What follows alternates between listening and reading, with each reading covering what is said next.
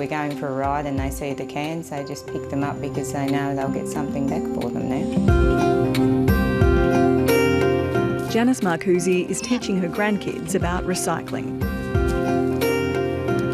Look, I'll be honest, they probably look at the money side of it, but that makes it it's dangling a carrot for them and it's doing the right thing. It may not look like it, but she's about to break the law. Are you surprised that it's illegal to cross the border with your containers? Oh, absolutely, yeah. Yeah, I had no idea because I have never looked into it. It's popped up, it's there, so we use it.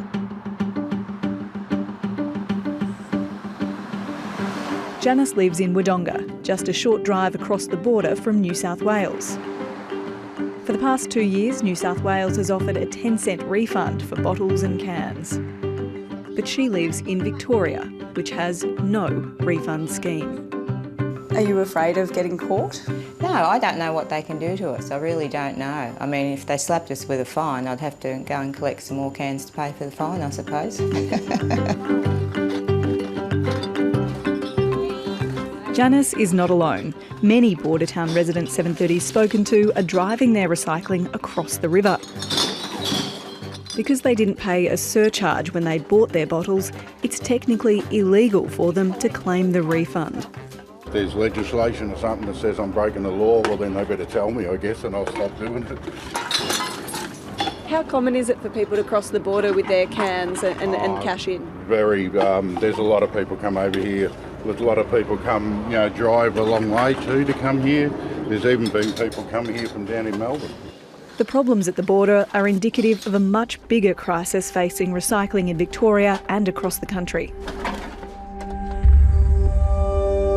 When China stopped accepting Australian waste last year, the value of recyclables plummeted and the market collapsed. Some curbside recycling processors, including Victoria's largest, SKM, started stockpiling waste, sparking fears those stockpiles could catch fire, like they did in July 2017. We can't just have an over-reliance of one provider, and one provider which we know has proven itself to be a rogue operator. Are you able to talk to us? Comment on the case? No, I'm not. Last week, facing massive debts, the company was declared insolvent, forcing councils to send thousands of tonnes of recycling to landfill. People call it a crisis. I tend to refer to it as an opportunity.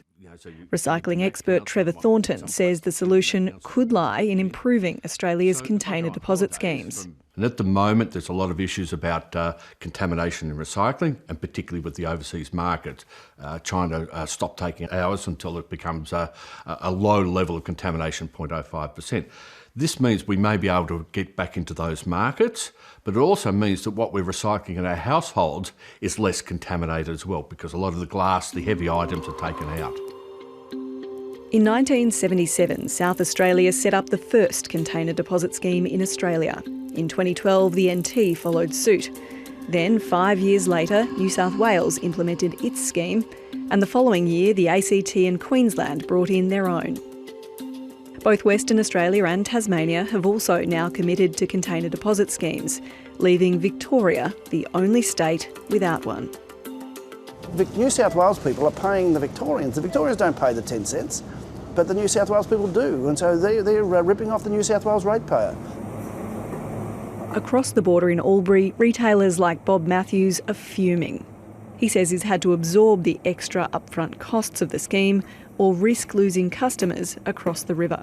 If you consider between 10 and up to 15 cents per can, and if you've got a 30-pack of beer, that's $4. So Victorians are $4 cheaper for a 30-pack of beer than we are here. So we've had to just take that off our profit.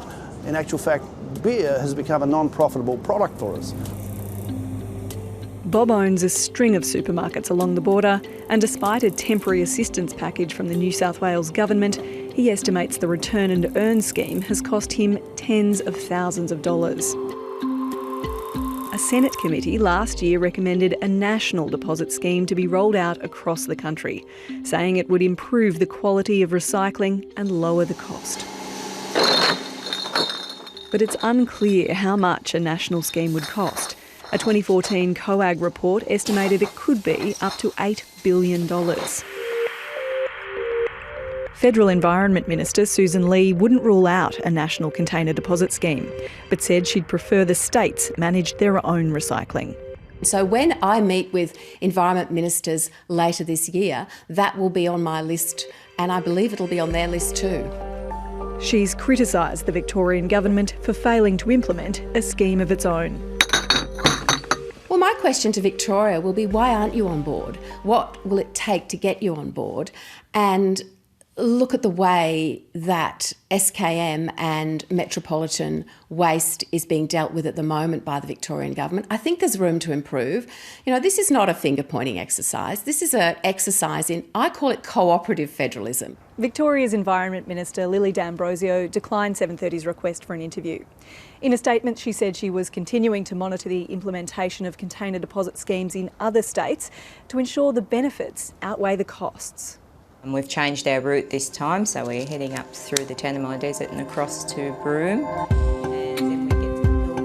Back in Wodonga, Janice MARCUZZI is planning a trip to the Pilbara, partly funded by money raised by recycling. We put it towards that, and after the 2 years is up, we generally have a bit of money there to pay for some fuel. She's hoping there'll one day be a Victorian or national container deposit scheme, so she no longer has to make the trip across the border. It's a no-brainer, really. It seems to me that if the rest of the country's doing, why isn't Victoria?